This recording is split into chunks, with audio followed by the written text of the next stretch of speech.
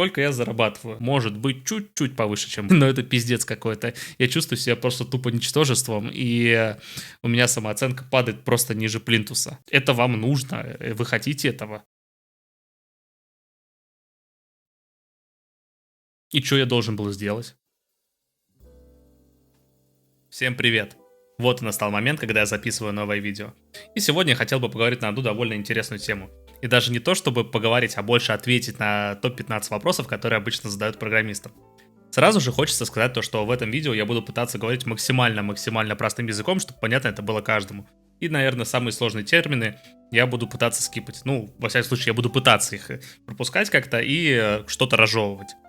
Ну, и на самом деле я порылся по интернету, и некоторые ролики, которые я увидел, они, да, там были интересны, но ответы мне их не сильно понравились, и поэтому я решил выпустить свой такой ролик. Мы, естественно, затронем такие самые популярные вопросы, как стать программистом, и все такое подобное. Но перед началом ролика хочу вам напомнить, то, что меня зовут Максим Лихачев, и я занимаюсь мобильной разработкой. Перед просмотром ролика поставьте лайк и подпишитесь на канал. Вам это ничего не стоит, а мне здорово поможет развитию канала. Также не забывайте подписываться на мои другие социальные сети типа телеграм-канала, инстаграма, в LinkedIn добавляйтесь, ну и все есть в описании к ролику. Ну а мы начинаем, поехали! Сегодняшнее видео будет больше в формате разговора, как предыдущее. Я буду сидеть, отвечать на вопросы и что-то комментировать от себя, естественно. Если вам нравится, кстати, такой формат, то обязательно пишите об этом. Ну, либо если у вас есть какие-то, кстати, вопросы, которые вы хотели мне задать, также добро пожаловать в комментарии. Я напомню, что все комментарии я читаю и, стараюсь ответить на многие. Конечно, есть комментарии, на которые лучше не стоит отвечать, их я обычно скипаю. Но мы немного отошли от темы. Есть еще один такой момент, то что я не до конца доверяю этому микрофону, поэтому на всякий случай я повесил петличку, и она тоже что-то записывает. Так что если звук получится не очень, то я просто выведу звук с нее. Но давайте, наверное, начинать, и начнем мы с первого вопроса. Какие языки в программировании вы знаете? Ну, честно говоря, смотря что вы имеете в виду под... словом знаете, потому что я считаю, что я не знаю ни один язык программирования. Да, я могу писать на Kotlin, могу писать на Java, могу писать на JS, могу писать на C-Sharp, но то, чтобы сказать, что я его знаю полностью как-то, ни один из этих языков я сказать не могу. Да, в Kotlin я знаю очень много. Kotlin это мой основной язык программирования, на котором я работаю. На Java я могу много чего написать, на шарпах тоже могу много чего, по сути, написать. Но то, чтобы сказать, что я его знаю, в том понимании, как я понимаю это слово, то я бы сказал ни один язык на самом деле. А хорошо владею, это Kotlin, чуть похуже Java, а там дальше уже все по убывающей. Следующий вопрос. Как ты стал программистом? На этот вопрос я, кстати, уже отвечал в одном из своих роликов. Где-то здесь плавашка появится, во время монтажа добавлю. Но давайте кратко еще пробегусь.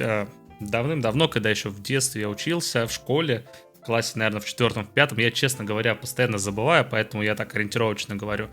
Я начал писать первый сайт свой. Это был такой, не то чтобы конструктор, я бы сказал, там на HTML надо было писать. Следовательно, ты уже сам версткой занимался. Ven.ru вроде он назывался. Да, Ven.ru. Потом на народе писал сайты, и как-то мне это подзатянуло, интересно было. Потом, наверное, спустя много-много лет я скипнул это. Спустя много лет я опять попал в программирование через SAMP. Это San Andreas мультиплеер GTA-шка такая, где мы там сервера писали, всякие античиты, всякая такая. Вот там я уже, наверное, основательно задумался, то, что я хочу стать программистом. Это, если не ошибаюсь, был класс, наверное, 9-й, 10-й школы. Ну и потом, как я закончил школу, поступил в универ уже, по профессии я госмуниципальный служащий. Я все хотел уйти в айтишку, но не было вариантов, скажем так. А когда появились первые варианты, меня не совсем устраивали зарплаты, потому что я уже на тот момент был ИПшником, мне нужно было снимать квартиру, я молод, хочу потусоваться, бары, клубы, рестораны и все такое. Зарабатывал вполне себе неплохо для своего города, но мне предложили что-то в районе 20 или 25 тысяч рублей, насколько я помню. Типа, где-то 65, наверное, зарабатывал, а мне предложили 20-25. Я, естественно, не смог перейти. И вот, спустя еще, наверное, года 3-4 того, как я отработал ИПшником, потом я стал все-таки программистом. Потому что я уже решил, что, дальше тянуть уже точно некуда. И вот, как видите, я тут. Следующий вопрос, это кто такой джуниор-разработчик? Многие очень ошибочно полагают то, что джуниор-разработчиком является тот человек, который начинает писать код, может какие-то такие простенькие вещи сделать. И, собственно говоря, на этом все. Может еще что-то там, да. Но по факту, как я понимаю, джуниор-разработчик — это тот человек, который имеет уже коммерческий опыт разработки. И обычно где-то, ну, хотя бы от полугода. Потому что если вы не имеете коммерческого опыта разработки, скорее всего, вы еще трейни какой-нибудь, ну, интерн, стажер, либо называть можно как угодно.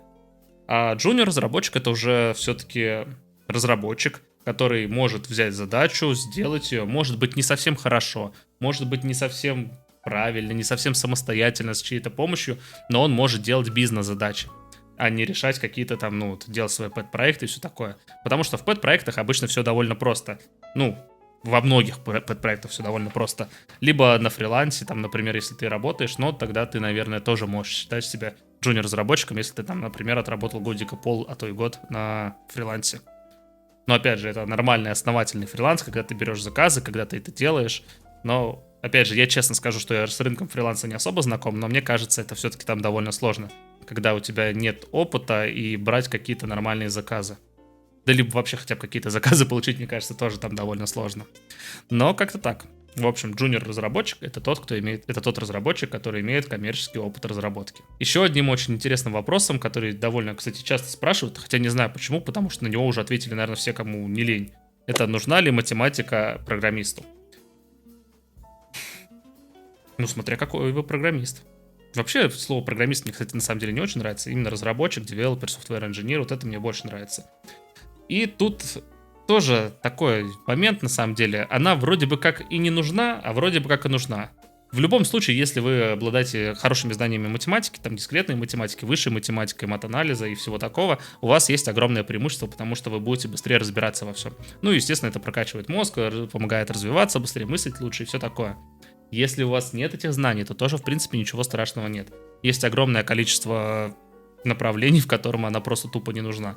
Ну, либо нужна прям минимальные знания. Допустим, школьных знаний сполна хватит. В моей практике, наверное, я даже, честно говоря, не так уж и помню, чтобы мне много нужна была математика. Порой, конечно, нужна бывает, но крайне редко. Я не пишу какие-то там очень сложные вещи, я не пишу какую-то физику, там, например, движение чего-либо, как в геймдеве обычно это делают.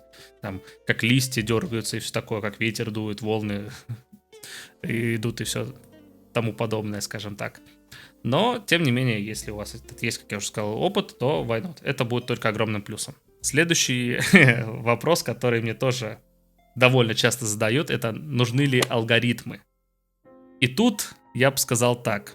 Но на самом деле они нужны.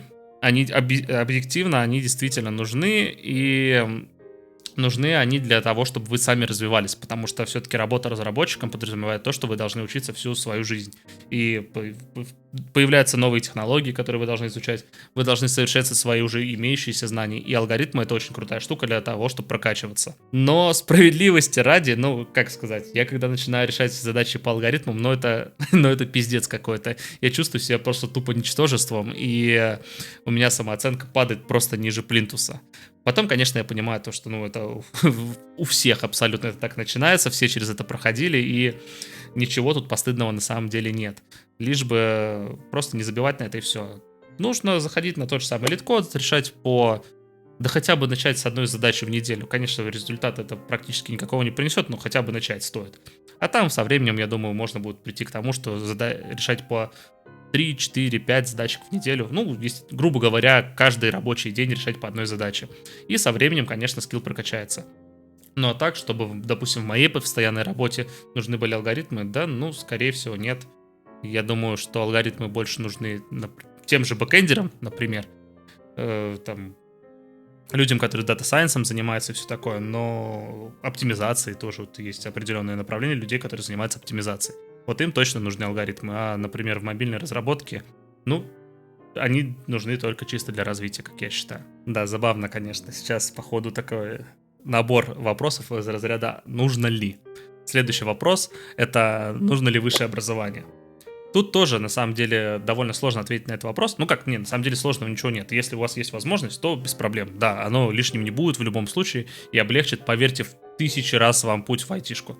Если у вас нет возможности получить высшее образование, тоже не проблема. Как я уже говорил сегодня, я по специальности госмуниципальный управляющий, и поэтому, ну, как видите, гуманитарий стал программистом. Ну как гуманитарий? Гуманитарий по образованию, потому что все-таки с самого раннего детства я считал себя все-таки технарем, как-никак. Тут, опять же, многое зависит от того, какое конкретное вы образование хотите получить. Вы хотите его получить чисто для того, чтобы у вас была корочка программиста и потом с ней пойти стать, либо вы хотите отучиться, впитывать те знания, получить ту обширную базу, которую вам дают, и с этим бэкграундом уже пойти в айтишку. Это, все, опять же, больше зависит от человека конкретно, поэтому просто так, одним словом, да или нет, невозможно ответить на этот вопрос. Следующий вопрос тоже довольно часто задают, это нужен ли английский язык. Ну, тут я вообще просто без угрызения совести сразу скажу то, что да, без английского языка довольно сложно.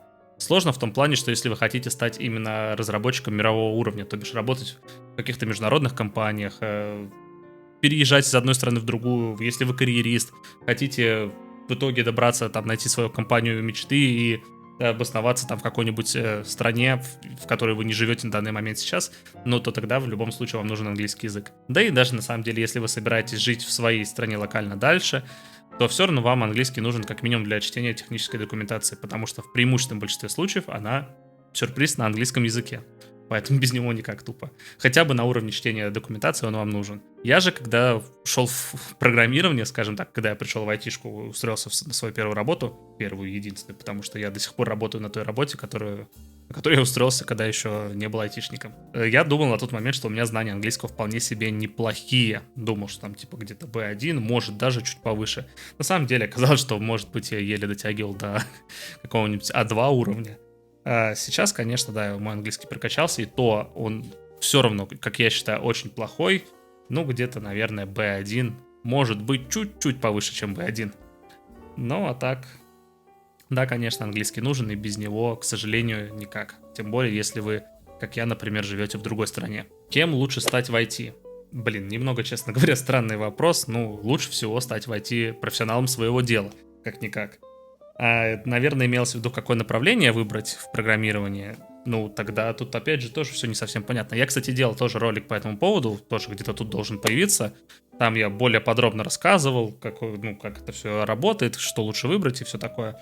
Если в двух словах, то тут все зависит от того, к чему у вас больше лежит душа. Кому-то больше нравится делать интерфейсы, кому-то больше нравится писать какой-то код, что-то в консоли отсматривать, как крутой программист, чтобы там все в командной строке бегало и все такое. Кому-то нравится делать игры. Я же не знаю, что конкретно нравится именно вам. Я бы рекомендовал, так кратко скажу, то, что попробовать всего по чуть-чуть. Попробовать написать какой-то простенький сайтик, попробовать написать какой-то простенький сервер, либо сервис какой-нибудь, серверную часть.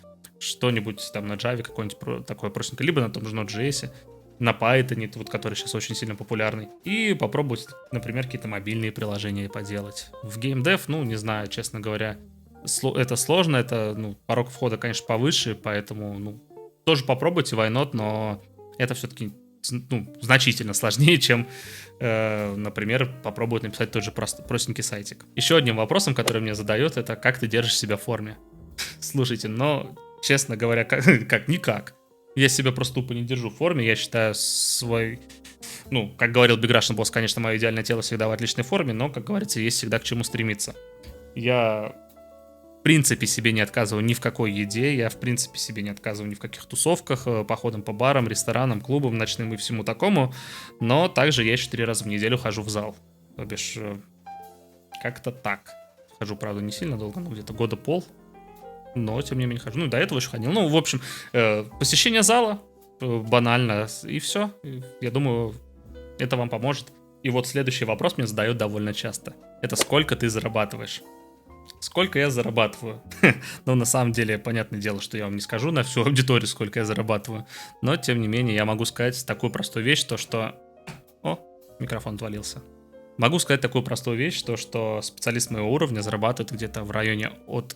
здесь именно по рамкам Сербии я буду говорить цены, потому что я не знаю, например, в Германии, понятное дело, что человек будет зарабатывать с моим же уровнем, с моим же опытом намного больше, а в Соединенных Штатах так подавно. Здесь, в Сербии, специалист с моим уровнем зарабатывает где-то от 2500 евро до 4. Это разброс, конечно, не маленький, но, тем не менее, стоит ориентироваться именно в этом диапазоне. И вот этот вопрос мне задают, опять же, тоже довольно часто, хотя неудивительно, здесь топ вопросов, которые мне задают больше всего. Это как я отношусь к курсам. Честно, если максимально честно, я отношусь к ним крайне фигово, потому что я видел программы этих курсов, я знаю людей, которые покупали эти курсы, и, честно говоря, мне это не нравится. Но опять же, тут все очень сильно зависит от конкретного человека, потому что, скажем так, есть люди, которых нужно постоянно подталкивать, есть люди, которых нужно постоянно чем-то мотивировать, и курсы, например, с этим многие хорошие, это очень важный момент, курсы, которые справляются с этим очень довольно хорошо. Есть курсы, которые, наоборот, вы просто заплатили деньги и вам дали доступ к платному Ютубу, где у вас просто какие-то лекции, и, собственно говоря, на этом все. Ну, к этим курсам я в любом случае отношусь плохо. Есть, как я уже сказал, и хорошие курсы, которые помогут, замотивируют вас, и действительно вы станете хорошим разработчиком. Все зависит больше именно от вас, как говорится. И я бы, на самом деле, я все равно... Ну, я бы не пошел бы, честно говоря, на курсы, потому что я один раз пытался записаться на какое-то что-то... Если не ошибаюсь, это Java Mentor называлась штука. Меня очень сильно заманило то, что там не нужно ничего платить, а типа ты приходишь, тебя учат Java, подписываешь документы, естественно, и потом тебя учат на протяжении года, если я не ошибаюсь, или 1,5 лет. И потом тебя обязательное условие переехать было в Москву, и тебя устраивают на работу. Если устраивают, то ты платишь по 15% на протяжении 2 лет со своей зарплаты. А если не устраивают, то ты никому ничего не должен. Вот этот вариант мне вроде бы как нравился, но потом я посчитал, что такое 15% на протяжении 2 лет, и я что-то как-то передумал. Вот. А так, нет. Ну, я все-таки считаю то, что вся необходимая информация есть в свободном доступе, и даже сполна. Ну, один единственный нюанс, то, что она далеко не структуризирована, и человеку, который еще только хочет войти в IT, ну, очень сложно в ней разобраться, потому что там информация реально вагон и маленькая тележка, как говорится, а тебе нужно как-то маленькими шажками все-таки набивать, ну, получать какие-то знания, улучшать их, и это довольно сложно. Особенно, как я уже говорил, если у вас нет никакого опыта в разработке. Вот он, один из моих самых любимых вопросов. Как стать программистом? Блин, да я не знаю, ну, господи, ну я вот делал ролик тоже, опять же, он здесь опять где-то появится, там объяснено, как стать программистом, то бишь выберите направление, начните изучать язык программирования, учите его, учите, и будет вам счастье, ну, главное, чтобы это вам нравилось, главное, чтобы вы хотели этим заниматься, даже не ради денег, а просто, что это вам нужно, вы хотите этого. Если вы хотите действительно этого, то вы станете программистом, ну, как же еще? Понятное дело, что если вам не нравится это, и, например, либо вы хотите туда пойти только ради денег, то подумайте, например, ну ладно, не буду никакие примеры приводить, а то скажут, что типа рекомендуешь фигню всякую. Но есть, например, очень много сейчас новых профессий, в которых зарабатывают огромные-огромные деньги. Ну, правда, можно еще и на скамеров нарваться, но тем не менее. Тут уже, опять же, все зависит от вашей сноровки общения с людьми и выявления каких-то таких серых схем и всего такого. И следующий вопрос просто продолжаю. Это как небольшое продолжение предыдущего. Какой язык программирования выбрать? Опять же, язык программирования вы можете выбрать любой. Я бы посоветовал бы начинать с чего-нибудь типа до того же самого популярного Python, которого сейчас рекламируют почти везде. Ну, Python, если что, это язык программирования. Либо с JS, который также абсолютно везде рекламируют, везде он на каждом шагу есть. Либо Java, либо C-Sharp, ну, либо Kotlin, например. Тут, опять же, все зависит от того, чем вы хотите заниматься. Поэтому вам нужно выбирать не язык программирования, а направление, в котором вы хотите двигаться. И уже исходя от этого направления, вы выберете язык программирования. Следующий вопрос — это ходишь ли ты на собеседование? Надеюсь, этот вопрос мне задают не наши HR, потому что, да, действительно, я хожу на собеседование, я считаю, что нужно ходить на собеседование, знать себе цену и все такое. Я не совсем часто это делаю. У меня там, грубо говоря, я там полгода работаю, все нормально, все хорошо. И потом, когда у меня что-то в голове такое щелкнет, я такой думаю, дай-ка пойду по собеседованию похожу. И, как правило, это помогает именно совершенствоваться, это помогает тебе набивать какие-то шишки, больше теории учить, потому что ты опять открываешь эти все свои старые вкладки, опять начинаешь читать все одно и то же по кругу, чтобы вспомнить. Да, надо ходить на собеседование, потому что, как минимум, даже если вы не хотите сменить свою работу, хотя, ну, есть определенная каста людей, которые ходят по собеседованиям, например, чисто чтобы импрувнуть свои знания и прокачать скилл прохождения собеседований. Хотя я это, кстати, тоже не особо одобряю. Вот, но по собеседованиям ходить надо. В любом случае, хуже от этого точно не станет. И, может, вы получите намного лучшее предложение, чем у вас на данный момент сейчас есть. Ну, это просто предположим. Хотя такие ситуации довольно часто бывают. Ну и, естественно, вы будете знать, сколько вы стоите. Потому что следить за рынком постоянно довольно сложно. И нет лучшего способа узнать, какая у вас должна быть зарплата, нежели чем пройти там определенно там 3-4 собеседования и потом сложить все вилки, которые вам сказали, и поделить на количество собеседований, которые вы прошли. Получите среднюю зарплату вашу, которую вам могут предложить. Что-то типа того. Понятное дело, что это очень максимально упрощенная математика, ну, максимально грубая и все такое, но тем не менее. Это все равно более точные цифры получатся, нежели вы полезете, например, куда-то в какой-то поисковик и напишите, сколько зарабатывает middle разработчик в Москве, фронтендер, который пишет на React, со знаниями Angular или еще чего-то. Ну, понятное дело, в общем, это все я веду к тому, что, типа, важна совокупность ваших знаний, и только только зная картинку в целом, можно оценить, сколько именно конкретно вы можете зарабатывать. Ну и на сегодня последний вопрос. Кем бы ты хотел стать, если бы ты не стал программистом? Пум-пум-пум. Ну, вообще, на самом деле, я много кем бы хотел стать. Первое, что меня больше всего интересует, но оно, наверное, наименее прибыльное и наименьшие шансы стать довольно популярным, там, это музыка, потому что я обожаю играть просто на гитаре, на электрогитаре, я частенько играю. Кстати, у меня есть еще один YouTube-канал, где я делаю каверы, ссылочка появится где-то здесь, естественно, будет в описании к ролику. Вот, я обожаю играть на гитаре, я бы хотел быть музыкантом, понятное дело, но мы живем в таких реалиях, что им стать довольно сложно. Это тебе нужно выделиться, и тут мало быть просто хорошим профессионалом, именно профессиональным музыкантом. Тут надо еще уметь себя продавать, уметь себя продвигать, и это довольно сложно. Я не уверен, что мне так, честно говоря, получилось. Потом еще бы я хотел бы быть... Ну, я и был, в принципе. Мне действительно нравилось ремонтировать технику, мне действительно нравилось паять, сидеть, искать проблемы в материнских платах, вызванивать это все по BoardView, и смотреть, где что, какие контакты, все сравнивать, перепаивать, под микроскопом работать. Это было очень круто, мне очень нравилось. Действительно очень нравилось. И единственное, что меня угнетало, это, ну, понятное дело, что общение с людьми, потому что очень-очень-очень часто бывали такие ситуации, то, что, грубо говоря, вы поменяли мне экран, а у меня дома холодильник сломался. Ну, понятное дело, что люди не виноваты в этом, они еще везде обман пытаются найти. Например, ты очень-очень сильно уронил телефон, у тебя разбился экран. Ты приносишь телефон в сервис, тебе говорят, замена экрана столько-то стоит, но было бы неплохо там продиагностировать, еще посмотреть, что да как работает. Вдруг что-то еще не работает у вас, например. Потому что удар был, например, очень сильный. Говорят обычно, да не, все нормально, меняйте экран, и все, этого хватит. Сказано, сделано, экран меняешь, а там потом, например, он перезагружается каждые 15 минут. Он выключается через каждые 10 минут. Не работают микрофоны, не работают камеры, еще что-нибудь не работает. И что я должен был сделать? Вы же сказали, что не стоит. Ну, в общем, как-то так. Поэтому вот это меня очень сильно напрягало. И еще действительно, кем я даже думал стать, это госслужащим. Потому что у меня профильное мое образование, вышка, у меня госмуниципальное управление, как я уже говорил сегодня. Получил я ее в РАНХИКСе, в Смоленском РАНХИКСе, и как бы мне действительно нравилось это направление. Я одно время даже действительно думал, что я могу что-то изменить. Я был наивен, скажем так. Мало глупо, не видал больших забежек тараканов, скажем так.